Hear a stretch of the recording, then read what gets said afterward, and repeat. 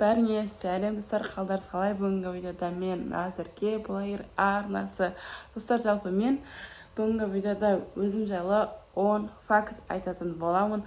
Даже бұл 10 фактті менің достарым да, группаластарым, даже ата-анам білмейтін. Енді жалпы мен өзім жайлы көп айтпайтын адаммын. Ал енді біз видеоны бастайтын боламыз. Осы видеода мен айтатын боламын.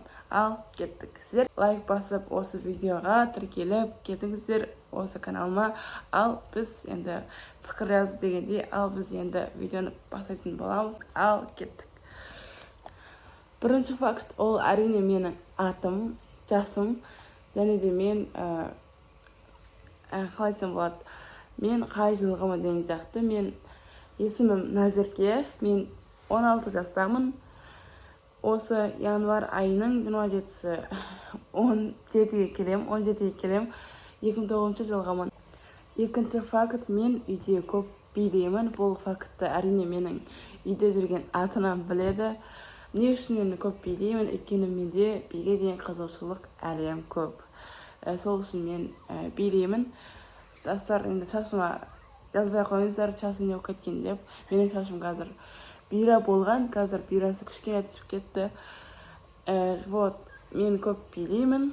И сол үшін менде тренд видео, яғни тренд видео дегенде тренд билерге деген екем, биге деген екем менде бар. Сол үшін мен трендтегі билерді қысылмай, еркін, трендтегі билерді еркін, қысылмай, жылдам деген сияқты үйреншікті қылып істей, яғни билей аламын. Ал менде үшінші факт, мен өзімді фотоға немесе видеоға көп түсіргенді жақсы көремін. Өйткені менде фотолар дейсің ба, архив видеолар дейсің ба көп. Сол үшін мен қысылмайым, даже ұялмайым видео фотоға түсуге. Оның ұялатын, қысылатын нәрсесі жоқ. Ең бастысы сен өзіңе деген құштарлық, өзіңе деген сенімділік. Сол үшін сен видео түсіріп жатырсың деген сияқты. Енді достар, ол үшін видео түсіріп жатыр, мен ұялам деген сияқты болмасын. Ешқашан ұялмаңыздар, түсіре беріңіздер. Ең бастысы өздеріңізді жақсы көріңіздер. Төртінші факт, мен гемоглобинім, яғни менің қан тобым аз, яғни мен тез әлсіреймін, тез шаршаймын. И шаршасам, сразу ұйықтап қаламын, и көп ұйықтаймын. Ұйықтаның өзінде де вот сол жағы менде минус, бірақ енді бұл да бір факт. Сол үшін сіздерге айтып жатырмын. Қан аздық дейді ғой, вот сол менде бар. Менің қаным аз, достар. Бесінші факт, достар, мен үйдің үлкенімін, яғни тұңғыш қызымын. Менің артынан ерген, яғни бір інім и бір сіңілім бар. Ортаншысы сіңілім, кішісі, яғни кенжесі інім.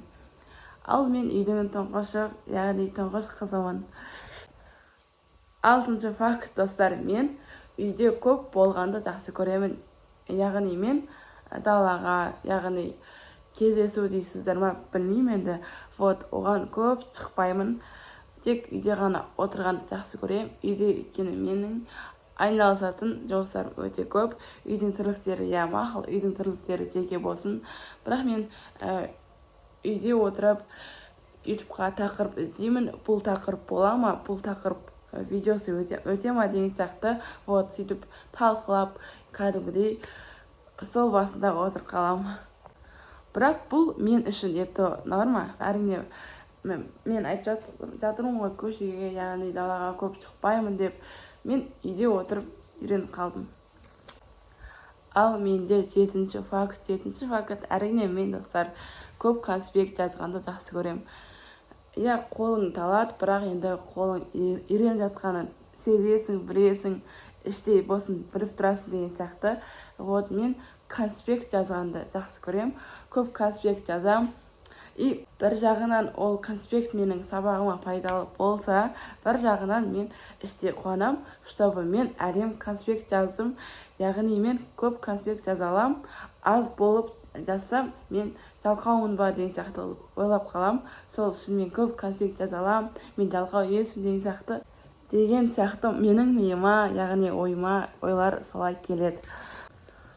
Ал 8-ші факт менің туысқан жақтан, бөле жақтан, жақын жақтан менің туысқан сіңілім, інілерім өте көп достар.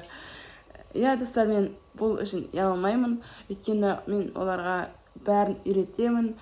Енді бұлар менің артынан еріп келе жатқан інілім, сіңлілерім, інім, сестренкаларым. 9-ші факт, яғни менде мысалға бір адаммен немесе бірнеше адаммен доноркаға барып немесе бір кездесіп қайту керек болса, мен ертерек жиналамын достар. Достар, мен ертерек жиналамын, себебі мен кешігіп қалам ба деп қорқам, уайымдаймын. Бірақ енді сабаққа барған кезде менде ондай болмайды, өйткені мен күнде сабаққа барам ғой, енді күнде сабаққа барам. Сол үшін мен кешіксем де, кешпесем де ертерек дайындалмаймын. Ал 9-ші факт, менде мысалға бір адаммен немесе бірнеше адаммен доноркеге бару немесе бір кездесіп, бір жүріп қайту керек болса, бір қалада болсын, мен оған ертерек жиналамын. Өйткені мен ол адамның немесе адамдардың мені күттіріп қалғандарын қаламаймын достар. Достар, менің бұл фактымды менің ата-анам білмейді, өйткені мен сабаққа барған кезде ертерек жиналмаймын.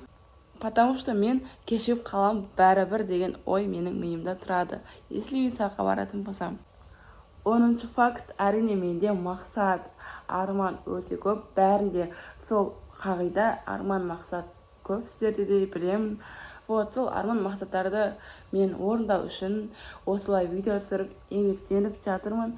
Әрине бұл еңбегімді ата-анам тоже білмейді. Менің бұл видеоны қай жерге салып, қай жерге не істеп жатқанын, өйткені менің бауырларым ғана аздап-тұздап біледі. Ал достар, 10 фактымның қайсы бірі сіздермен ұқсас, яғни бірдей, соны комментарийға жаза кетіңіздер.